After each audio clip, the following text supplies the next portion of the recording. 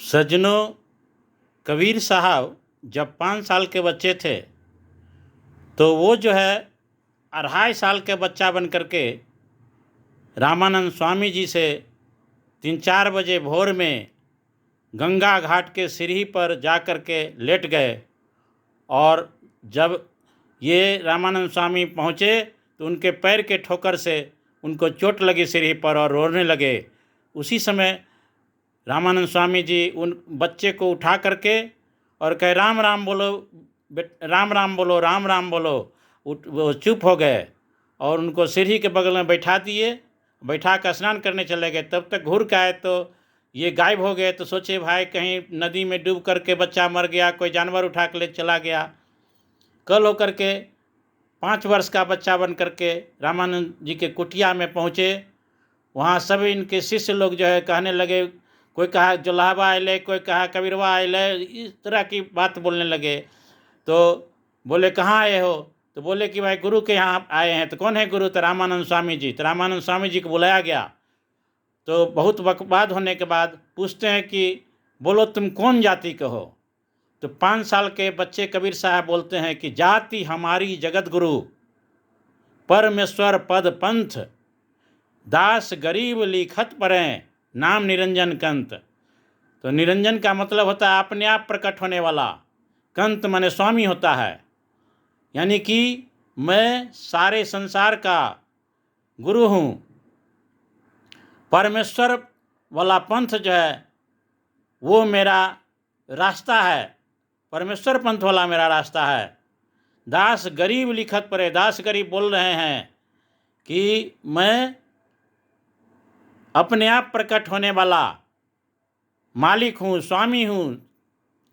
इस पर ये जो इनको गुस्सा ही बड़ा, सोचे कि भाई 5 साल का लौंडा ये हमको जो है सो क्या क्या सिखा रहा है। उसी समय और भी बहुत सी बात बताए इनको। बोले ना ही धरती ना ही आकाश जब, ना ही हाट नबाट, तब का खसम कबीर हैं दूसर यम की हाट। पानी से पैदा नहीं श्वासा ना ही शरीर, अन्न हार करता नहीं ताको नाम कबीर। जब मैं था तब हरि नहीं, अब हरि है मैं नाही।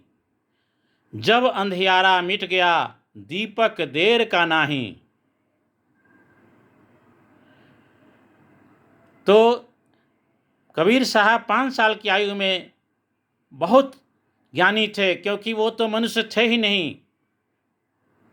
तो उनका तो कहना था कि जब धरती आकाश ही नहीं थी, हाट बाजार वहाँ कब होगा, कहाँ से होगा? मैं उस समय का हूँ। खसम माने मालिक होता है, मैं उस समय का कबीर हूँ। कबीर माने बड़ा होता है, भगवान होता है। तो इस पर जो है और इनको गुस्सा बड़ा और कहे इसको पकड़ कर रखो।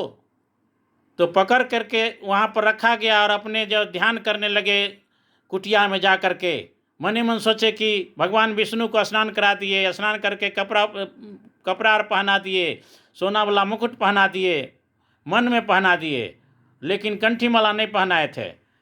तो अब सोच रहे हैं कि इतना दिन से हम जो है पूजा पाठ किए और माला अगर पहनाते हैं तो मुकुट पर टिंग जाएगा, अटक जाएगा। अगर मुकुट हटा करके पहनाते हैं तो वो भी जो है बेकार हो जाएगा। इतना दिन का बेकार मेरा व्यर्थ पूजा चला जाएगा। तो बाहर में कबीर साहब 5 साल के बच्चे थे, तो वो तो देख नहीं रहे थे क्योंकि पर्दा लगा हुआ था। उसी समय कहे गुरुजी आप जो है सो माला को गुंडी खोल दीजिए या गला में पहना दीजिए, फिर गुंडी बांध दीजिए। इसी पर जो है वो उठ करके पर्दा को नोच पोच कर फेंक दिए और बाहर निकले। ठेहुना भिरा करके 5 साल के बच्चे कबीर साहब के गला मिल गए। कहे प्रभु हमको माफ़ कर दीजिए, आपको बहुत गाली उली दिए, लेकिन आप जो है सो हमको एक बार भी नहीं बोले कि हम प्रभु हैं। तो ये बोले कि आप तो हमारा गुरु हैं, इसलिए आपका गाली हमको क्या लगेगा। इस तरह उनको खुश किए। तो फिर कहे कि आप जो है सो ने झूठ क्यों बोले कि हम गुरु दीक्षा लिए हैं, कब गुरु दीक्षा लिए? तो वो जो है सो सारा किस्सा बता दिए। तो बोले क्यों? तो 2.5 साल के थे, तो हाँ वो बता दिए। तो 2.5 साल का रूप बना करके खटियार बैठ गया, 5 साल का सामने में खड़े थे। ये रामानंद स्वामी जी 6 बार दोनों तरफ देखते हुए आंख मलमल कर देखने लगे, कहीं मैं सपना तो नहीं देख रहा हूँ। उसके बाद जो है बहुत सा ज्ञान दिए कबीर साहब इनको।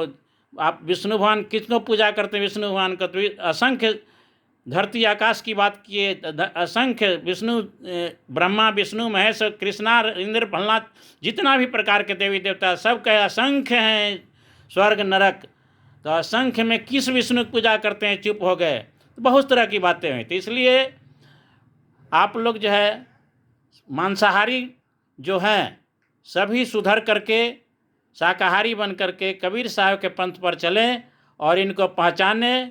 कबीर साहब न हिंदू थे, न मुस्लिम थे, न कुछ नहीं थे, क्योंकि वो अपने आप प्रकट हुए थे और अपने आप प्रकट होकर के यहाँ जो है जातिवाद मनुवादी बात को जो है ख़त्म करने के लिए आए। क्योंकि यहाँ मनुष्य सब एक ही के संतान है, उन्हीं की संतान है, इसलिए सबको सुधारने के लिए आए थे इस धरती पर। इसलिए आप सभी सुधरें और जो है कबीर पंथ पर आवें। किसी जीव जंतु को मार करके नहीं खाएं, क्योंकि सभी जीवों को जो है अगर तालाब में रख दिया जाए, नदी में रख दिया जाए, तो सभी जीव जब मर जाएगा तो सभी को मांस मछलियाँ सब खा जाती है, और उसी सब को मनुष्य लोग जो खाने लगते हैं। यानी मनुष्य कोई जाति का नहीं है, सबसे ज़्यादा ये तो राक्षस प्रवृत्ति का है। असली राक्षस तो मनुष्य है जो मांस मछली खाते हैं। इसलिए इस सब चीज़ को छोड़िए राक्षसपन को, क्योंकि वही जो है मरने के बाद फिर से आपको भी 84 लाख योनि में जन्म लेना पड़ेगा, और फिर वही 84 लाख योनि वाला जीव जंतु जो है मनुष्य बनेगा, और आपको भी काट करके उसी तरह खाएगा जिस तरह मुर्गी का आप खाए, कुत्ता बिलाई गिदर जो भी खाए पिए सब को जो है सब आपको मनुष्य बनकर खाते रहेगा। इसलिए एक दूसरे से बदला लेते रहेगा। इसलिए सज्जनों आप सभी सुधरें। और भी बहुत सा चीज़ है, कितना बताएंगे, बताते बताते तो घंटों बीत जाएगा या भर दिन लग जाएगा, भर रात लग जाएगा। लेकिन बात वही रहेगा कि जो भाई उतना ही बात जो अच्छी चीज़ को ग्रहण करना है। इसलिए सभी कबीर साहब के पंथ पर चलें, मनुष्य बने और सभी के साथ दया प्रेम भाव रखें। किसी भी जीव जंतु को जान मारना नहीं है।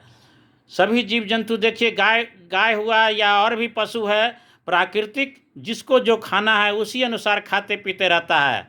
लेकिन मनुष्य ही एक ऐसा है जो उसके लिए सब प्रकार का भोजन है शाकाहारी, उसके बाद भी वो मांस मछली को खाता है, सब कुछ करता है। तो सबसे ज़्यादा भ्रष्ट पापी राक्षस दानव चांडाल मनुष्य ही है। इसलिए सभी सुधरें और अपने सुधार करके कबीर साहब के पंथ पर चलें। जय गुरुदेव, जय कबीर साहब, जय महर्षि मेही बुआ की जय हो।